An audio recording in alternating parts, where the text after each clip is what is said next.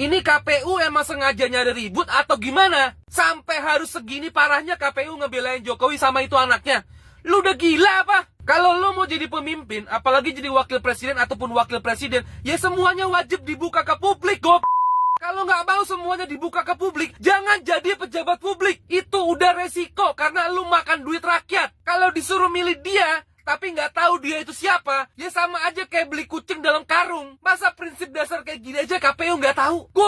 Banget loh. Gue ngelihat ada sesuatu yang nggak beres dari rencana ini. Jangan-jangan kalian bikin aturan kayak gini tuh supaya bisa nutupin ijazah Gibran kalau ntar dia maju di Pilpres 2029. Harusan KPU tuh belajar dari polemik kasus ijazah Jokowi yang nggak kelar-kelar sampai sekarang. Harusan itu perbaikin yang salah. Suruh semua calon presiden dan wakil presiden berikutnya untuk tunjukin ijazah aslinya ke publik, bukan cuma fotokopiannya doang. Biar kedepannya nggak jadi polemik kayak kasus ijazah si Jokowi. Capres atau cawapres itu calon pemimpin rakyat, dan rakyat berhak tahu semua tentang pemimpinnya tuh kayak gimana sebelum mereka mutusin mau milih siapa. Dan yang bisa maksa untuk nunjukin ijazah aslinya ya cuman KPU. Makanya paksa itu. Jangan cuma minta fotokopiannya doang, tolong. Harusan kalian tuh belajar dari pengalaman supaya pinter. Kenapa malah jadi makin bego? Kalian sendiri yang malah bikin kesan seolah-olah kalian adalah anteknya Jokowi. Yang bayar kalian itu negara, bukan Jokowi ataupun Gibran. Ingat itu, Bang.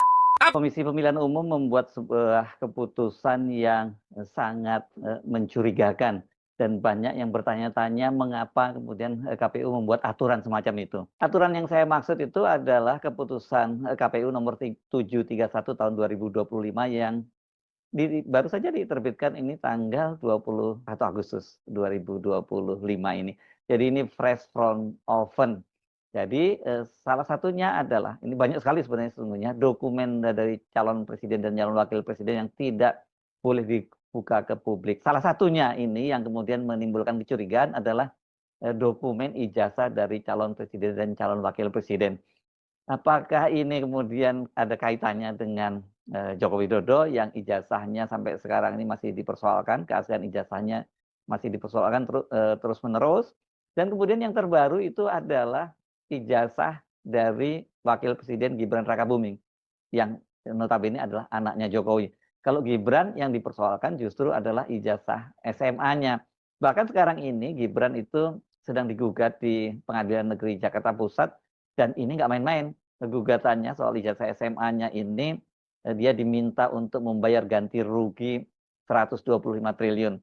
Wah, ini sangat gede ya angkanya, tapi Anda jangan khawatir karena penggugatnya Subhan Bilal ini seorang pengacara, dia menyatakan bahwa kalau nanti gugatan dia dimenangkan, maka uangnya itu akan dikembalikan ke negara dan itu untuk kepentingan rakyat Indonesia. Oh, lumayan dong.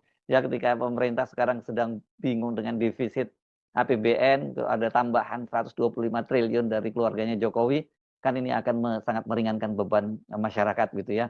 Ini orang jadi bertanya-tanya, apa dasarnya ya kemudian kok ijazah itu tidak bisa dibuka kepada publik ya? Bukankah ini bukan dokumen rahasia ya? Biasa-biasa saja kan, banyak sekali orang yang ketika ditanya ijazahnya juga langsung dibuka di publik. Bahkan kalau yang paling ramai kemarin ketika ijazah Pak Jokowi keaslian ijazah Pak Jokowi itu digugat, ini proklamator kita Bung Hatta, ijazahnya di kampus Erasmus di Rotterdam, Belanda itu kan malah dipajang di tembok, jadi kebanggaan itu. Nah, ini sekarang kok tiba-tiba ada larangan semacam ini. Orang tentu saja mengkait-kaitkannya dengan kontroversi ijazah Joko Widodo dan sekarang menyusul ijazah anaknya Gibran Rakabuming. Nah, kan Jokowi berkali-kali itu selalu dia menolak untuk menunjukkan ijazah aslinya. Dan dia menyatakan bahwa hanya kalau atas perintah dari pengadilan maka dia akan menunjukkan ijazah aslinya.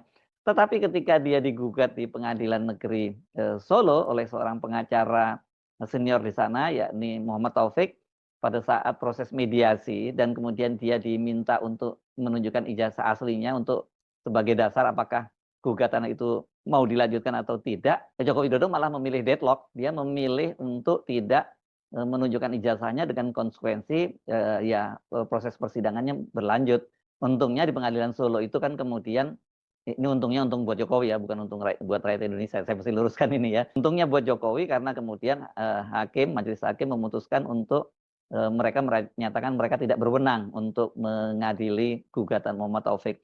Gugatan yang sama kan juga diajukan di Pengadilan Negeri Sleman, dan yang terbaru ini ada lagi 2 orang alumni dari UGM yang juga melakukan gugatan terhadap Joko Widodo. Jadi dengan cara seperti ini ya Jokowi aman dong ya, berarti kalau nantinya ada orang setiap kali menggugat soal keaslian ijazahnya, dia menyatakan nggak boleh berdasarkan ketentuan KPU. Jadi kalau selama ini dia kan terkesan terpojok karena tidak ada dasar hukumnya dia menolak untuk menunjukkan ijazah aslinya. Tapi kalau sekarang dengan ada keputusan dari KPU, Jokowi atau Gibran itu bisa menolak berdasarkan ketentuan dari aturan KPU. Halo teman-teman, berjumpa bersama saya di Politik Dangi. Teman-teman, lagi ramai ya di media sosial bagaimana keputusan dari KPU ya yang terbaru mengenai bagaimana berkas atau dokumen para capres dan cawapres tahun 2029, teman-teman. Sekitar ada 16 dokumen ya. Ini banyak sekali yang dirahasiakan atau tidak boleh bocor ke publik ya. Nah, berkas-berkas apa saja itu ya? Yang yaitu ijazah, kemudian SKCK, ya, kesehatan, kemudian harta kekayaan. Nah, inilah sebagian dari berkas yang dirahasiakan di Pilpres 2029 ya. Kalau rekam medis, oke lah, nggak apa-apa teman-teman, karena itu pribadi. Nah, kalau ijazah, kemudian harta kekayaan, itu tidak boleh publik mengetahui hal tersebut ya. Ini menjadi blunder teman-teman, lantaran kalau kita melihat kan pemilu sebelum-sebelumnya itu aman saja ya kan. Banyak yang berspekulasi ini apakah ada kaitannya dengan bagaimana ijazah Jokowi dipersoalkan ya oleh beberapa masyarakat. Kemudian kalau kita melihat apa yang dilakukan KPU ini sangat blunder ya teman-teman. Bagaimana KPU seolah-olah membuat kita itu bingung ya. Apa iya calon pejabat publik ya tidak bisa kita mengetahui latar belakang pendidikannya, harta kekayaannya ya. Karena mencalonkan sebagai jabatan publik itu harusnya sudah siap dengan hal itu. Nah, masa kita harus membeli kucing dalam karung ya kan?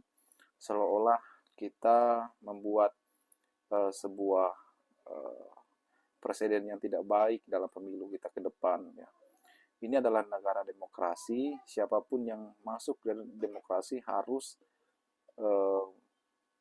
mengikuti ya, apalagi ada kritikan dari masyarakat dan sebagainya. Bagaimana menurut kalian?